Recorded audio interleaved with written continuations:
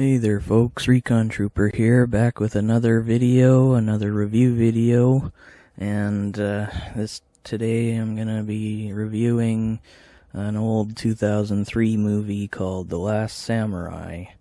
And before I get started, just a warning, I will be spoiling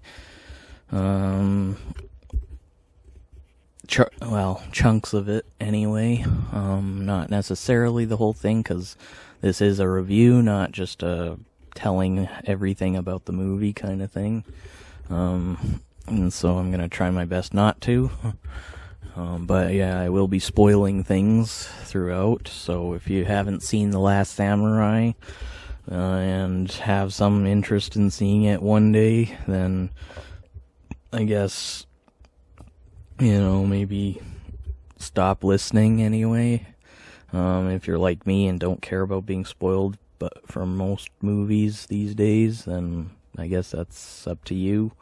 And if you, have seen it, and tell me what you think about it, just no picking fights, because I will be deleting the fights before they get started. Before they can actually have time to get started, I should say. And so, yeah, and without further ado, I'll just start off by saying, just to get the elephant out of the room, so to speak, for starters, this movie is not like these days there's this whole rhetoric about old movies of having a white savior, as they put it, like you hear that all the time about Temple of Doom and even Avatar, I guess, and Last Samurai kind of falls under that category, I guess, too, for many people. But if you're like me and are able to leave politics out of the dumb politics out of the thing, it's not about a white savior, as some people put it. It's actually a lot better than that, because, to start with, you have the main character, Nathan Algren, who's played by Tom Cruise, and love the actor, or for some dumb or even maybe justifiable reason, hate him. He does a pretty good job in this movie as Algren. And Algren is kind of this soldier from, I guess, the American Revolution time. Like, the movie itself takes place in between 1876 and 77, so this is, not like a present day at the time of the movie's making, 2003. This is not like a present day type of movie. I don't know if it's based on real history, or if it's just simply based in history, But regardless, it's, Nathan Algren is this kind of soldier that served under this one guy, this lieutenant colonel guy that led a cavalry charge against this village that only had women and children. Well, indigenous village, I'll say, that only had women and children in it, and Algren is, you can see right at the start, he's drinking and he's depressed, and, obviously, he was, like, they show the flashback of what happened, and a few times they kind of show more briefer flashbacks, but you can see that Algren isn't wanting to, in the flashback, he isn't wanting to kill these women and children, because, they're not, apparently the men of the village are the culprits, or the ones that were attacking them or something. Like, they don't really show that part, obviously, but just this brief bit in Algren's history in his time as in this cavalry charge. He's kind of a captain rank, and he's very much against killing, slaughtering these women and children of this village, and he even says that in the flashback. And his superior officer could care less. He just wants to kill them. Period. And Algren is kind of haunted by that throughout the movie, and you see these moments of him struggling to dealing with the depression. And I guess PTSD is a good way of putting it.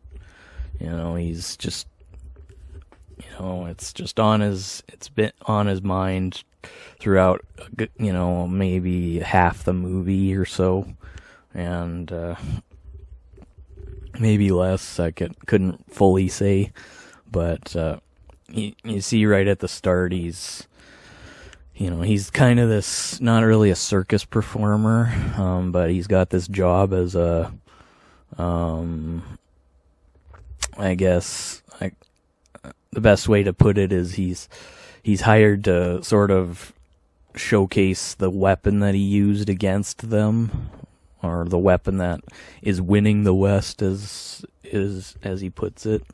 And he's obviously not wanting to do this job, because for one thing, he's a soldier, and also he, again, he's not proud of what he did, of what his, cavalry charge did. And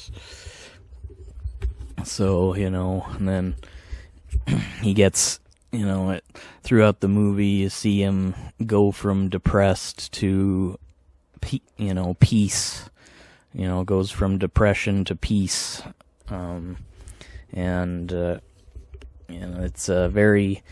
It's very much like Avatar, the first Avatar movie. And the movie's called The Last Samurai because it features, obviously, samurai in it. And you're fed when Nathan gets hired to do this one job afterwards, after this performance thing. He gets hired to train an army against this, samurai faction led by this guy called Katsumoto, who's he's played by the guy from Godzilla, and he was in Detective Pikachu also, the Ken Watanabe, or however you say the last name. And he's just like Algren, we the audience, because Algren's the one we're following, we're fed this one rhetoric that the samurai are just trying to destroy Japan and prevent it from ever becoming part of the modern world. And they're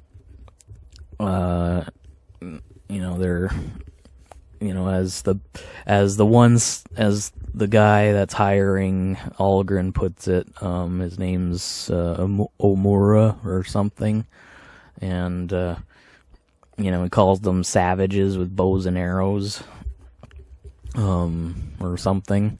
And you're fed this one rhetoric because of him at the beginning, just like in Avatar, and then this one propaganda, and over the course you see the other side of it, and it's a lot more, there's a lot more to it than what we're led to believe by that point.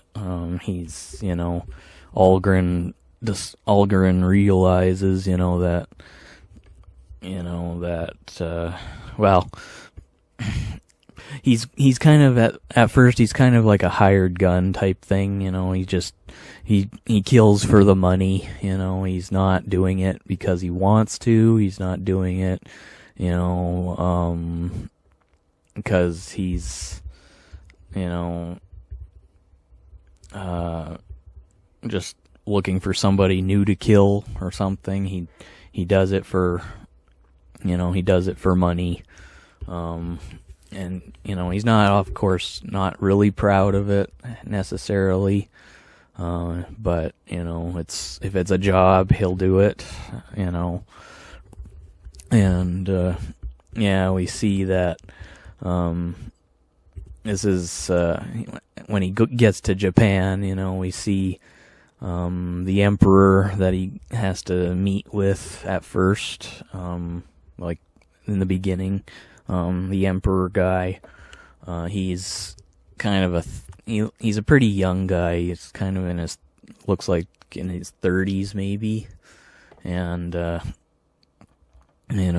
emperor is kind of, he doesn't do a whole lot of talking. He lets Amura do the talking, and I think you can see right at the beginning, Umura, is trying to essentially be the emperor's voice because the emperor himself, it's not that he can't talk, or whatever. It's just because he doesn't talk when he should, and so Amura tries to take over the emperor's duties as the authoritative figure, like there's some pretty good,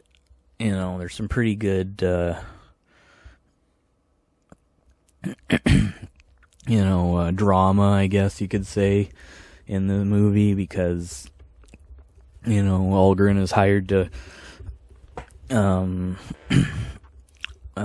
he's basically hired to train this army of peasants and farmers, to be soldiers to use against the samurai, and, he's kind of trying to, he's seeing how well they're doing, and, right at the start you can tell they're not soldiers. They're able to shoot a gun, but they're not hitting anything. Like, they've got all these targets, and they're not even hitting the outer rings of the targets. They're essentially hitting the bags of hay that are behind the targets instead. And, there's a good maybe 20 or 30 of them all firing at the same time, and none of them are hitting the targets. It's kind of, and, Algren's superior officer, being the hothead he is, and having complete disregard for, anything really, orders Algren to go against the samurai who are attacking this railway, and there's the action in this movie is outstanding, I would say. It's like the first real action we get is this kind of fight in a foggy forest, and right at the start, when you start to see the samurai come, it kind of gives you this kind of spooky feeling, because they're just kind of showing up like silhouettes, and they're just one, and then a few others, and then a few others after that, and it's you see all these samurai coming out of the fog, and the peasants are terrified. The peasants and farmers are terrified because I think they even know they're not prepared for this, and of course a fight goes on in the forest, and the peasants don't seem to actually hit any of the samurai. Algren and this other guy that was hired with him managed to shoot a few of them, but and Algren does have kind of like an officer's sword on him, so he also slashes a few of them, and the action is, I'd say the action is pretty well choreographed and thought out, and like by the end of this fight, when Algren is basically by himself, you're kind of wondering what's going to happen, and the samurai, like one theme in this whole movie is about honor, and the samurai, are made out to be these, like I said, these savages, and that seems to be the name for a lot of in especially movies. It's the name for a lot of these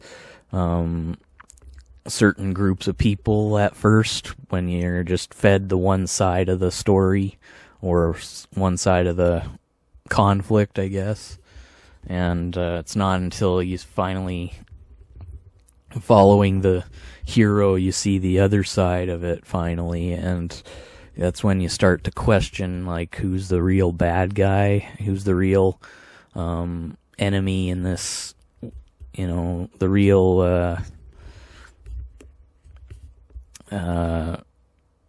I guess, who's the real opposition in this thing, because the samurai are made out to be these, enemies of the emperor, and Algren eventually, of course, when he gets taken hostage or captive, he's taken to their village, and over the course of his time there, spans a good 6 months apparently, and he starts to learn their ways and starts to see just how opposite they are compared to how they were made to sound. And like there's the samurai show this incredible sense of honor in everything they do, in their fighting, in their the things they do, whether it's gardening or even just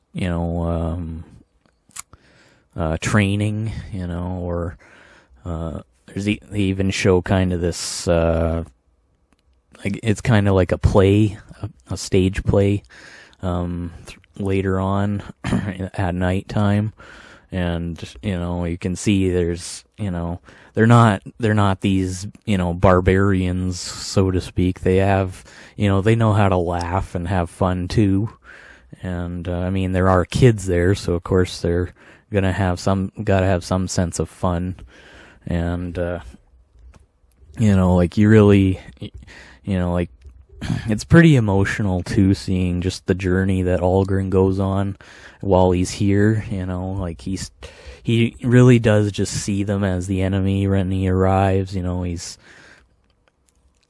when he meets Katsumoto finally, he's kind of yelling at him, like, why am I here?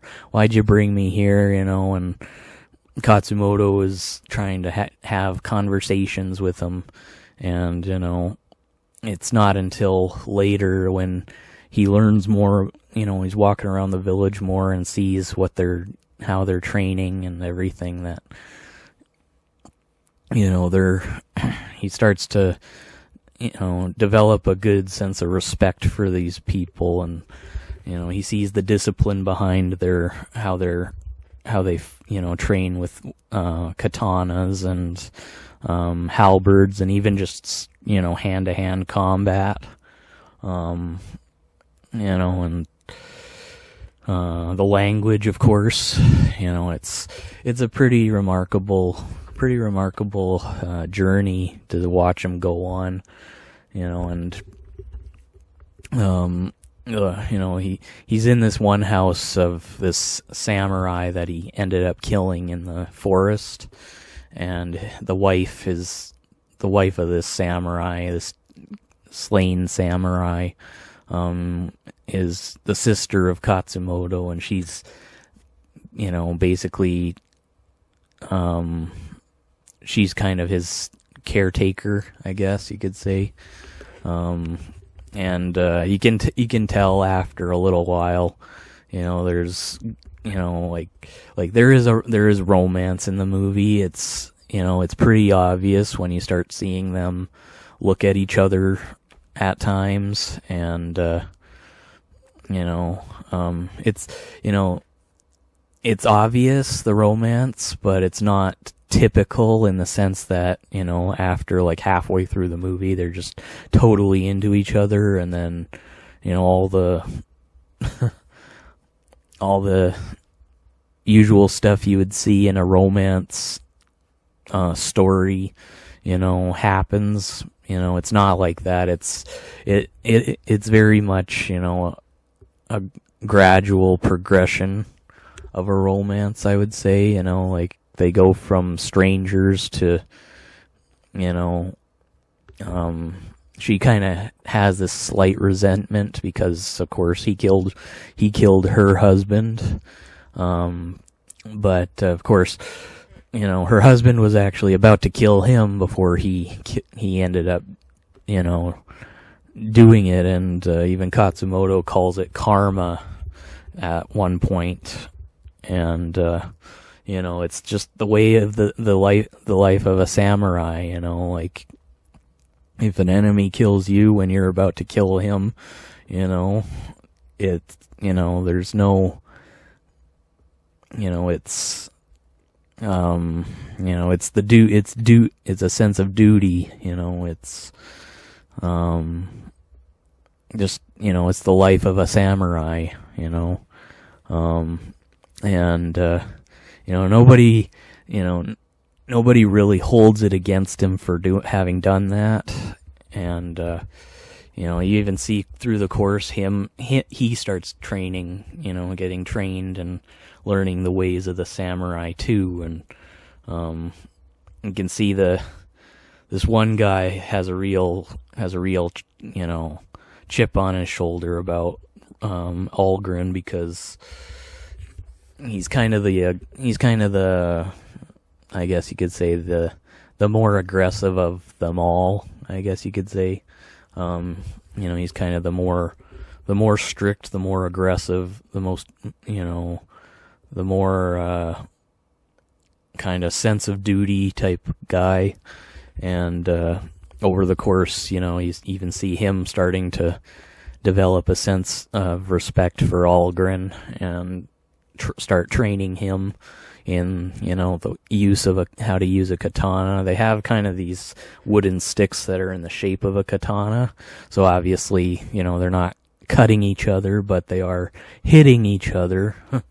And it's pretty incredible to watch. And Algren of course learns that Katsumoto is actually the teacher of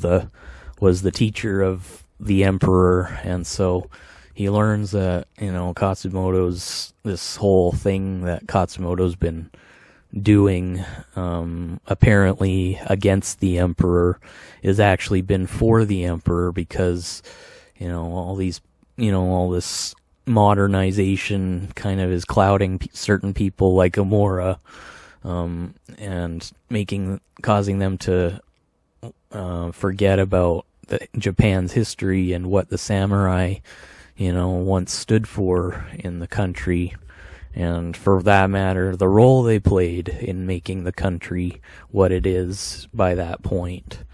And it's, you really start to develop like this sense of, like maybe the samurai aren't the bad guys that we're supposed to be rooting against, but rather they're the guardians of Japan, so to speak, that we should be rooting for.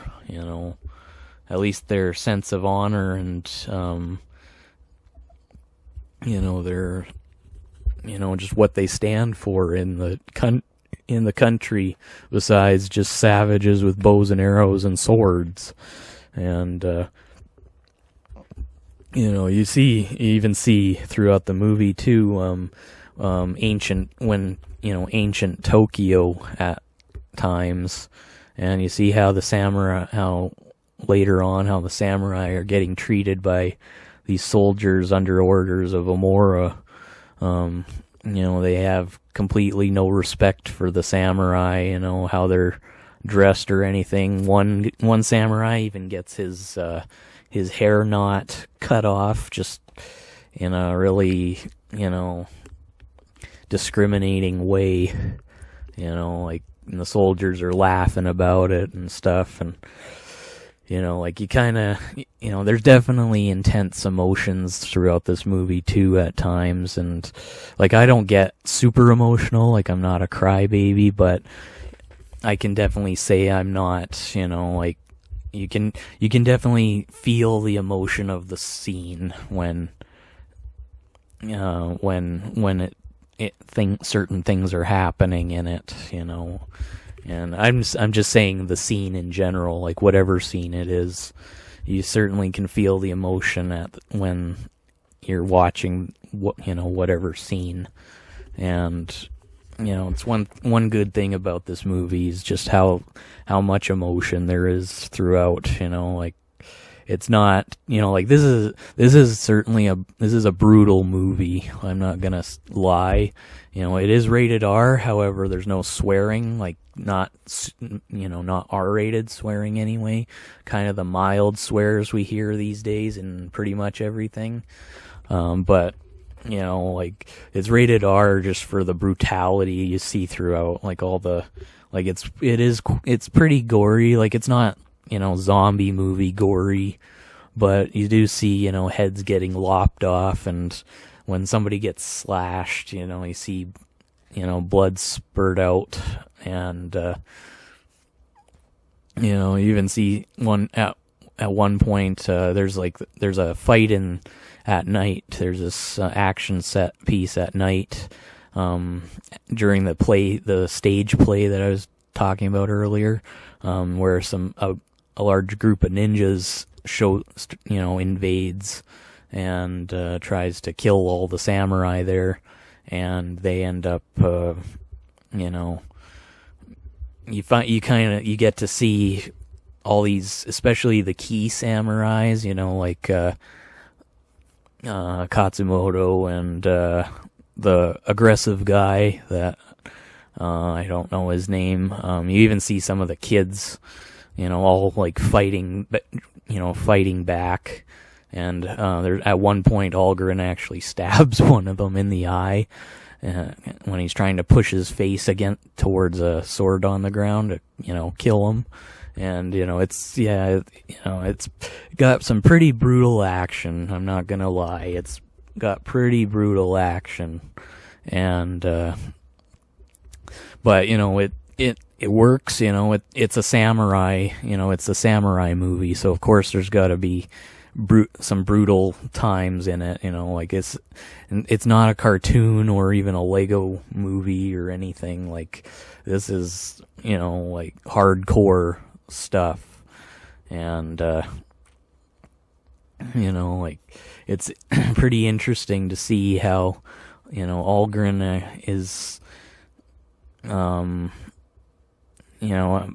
by the end of the 6 months that he's there, he's had a real change of heart, and like I said, it's very much like in Avatar and even Captain Marvel, for that matter. Like the protagonist is fed this one propaganda, and then it's not until later that they see the other side of it, and it's of course the other side that is not that is the one they change sides to, because they see just, the greed and just disrespect and everything that the one side they were on is actually showing towards this other side that has a lot more dignity to them, kind of thing. And in the samurai's case, of course, again, there's a large sense of honor in everything they do. And you see there's a pretty cool action piece with just Algren where he has to take on 4 guys, and because of his time with the samurai, you finally get to see just how he can manage by himself now. He's able to take these 4 assassin guys out by himself, and it's pretty interesting to see how he's progressed from just this, soldier in the American army, to, this, basically this samurai in the making. And, yeah, it's pretty remarkable stuff, I will say. There's tons of action, tons of emotion, and, there's tons of, there's lots of anguish too, like in painful scenes, with the characters, even you can kind of feel the pain just inside, emotionally of the scene. It's pretty, I would say it's pretty powerful stuff, and, what's really cool too is they even show, a swordsmith making a katana throughout the movie, and, by the end, when he's basically finishing the katana, you even see him, etching Japanese symbols into the blade, and it's pretty cool to see that in a movie like this. You don't see that kind of thing if you're, if you're in this all just for katana stuff, like katana, slicing and fighting and everything, and, and I guess this is kind of a movie for you, but, there's a whole lot more to it than just that. And yeah, it's certainly, by the final battle, it's a very sad ending, but it's also very powerful because, the samurai, except for Holgren, are basically, finished with by that point, and it's called The Last Samurai for a reason, not because it was a cool name, but because Holgren essentially becomes the last samurai, sadly. And the emperor is kind of this chicken. Like I said, he this guy Omura kind of tries to be the emperor's voice, and Katsumoto has always been really just trying to get the emperor to speak up for a change instead of letting these political these political freak shows, I guess, run the show.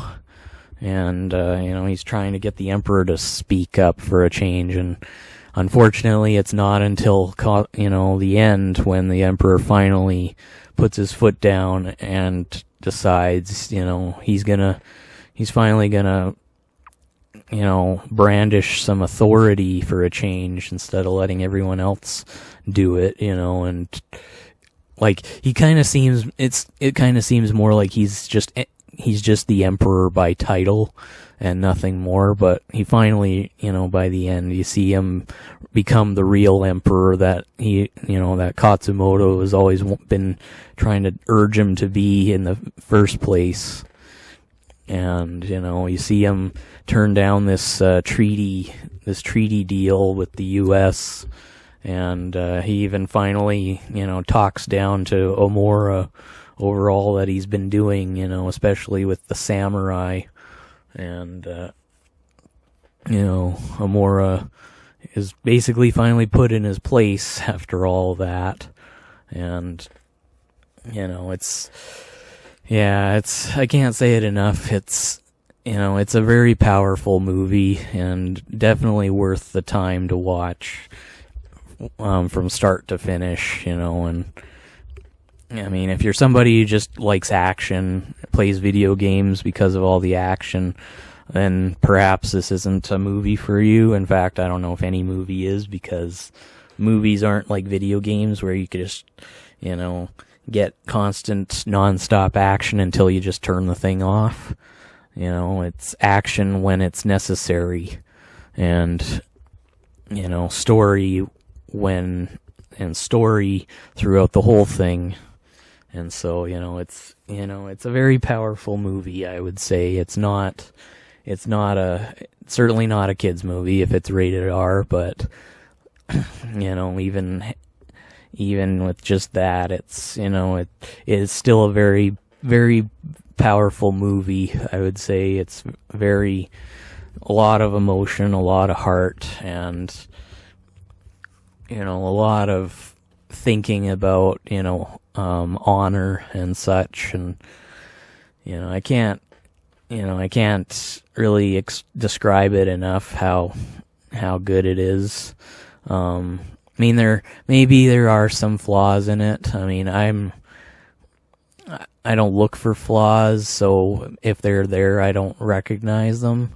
I'm sure there are some, though, like maybe some production flaw to something, but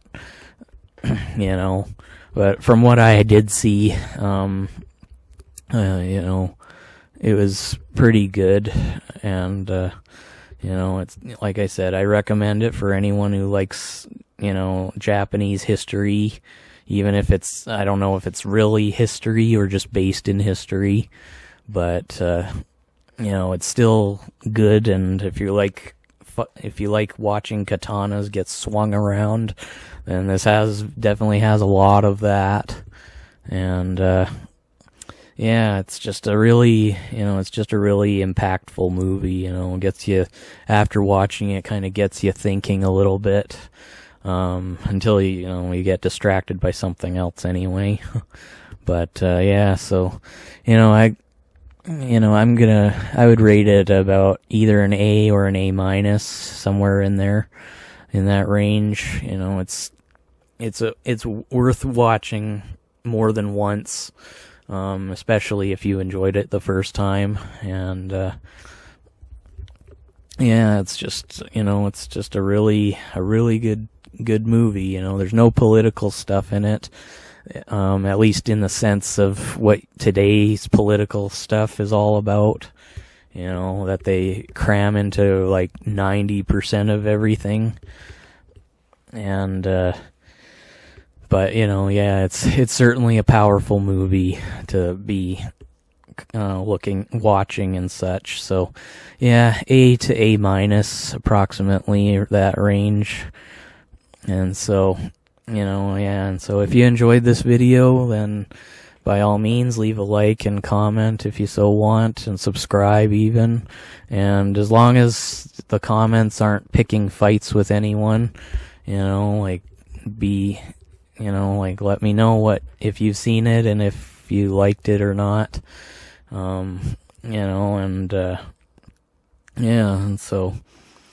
But Last Samurai is definitely worth the watch, I will say that. And so, on that note, I guess that wraps this review up. And so, till the next review, whatever and whenever that might be, this is Recon Trooper signing out now. Later, folks.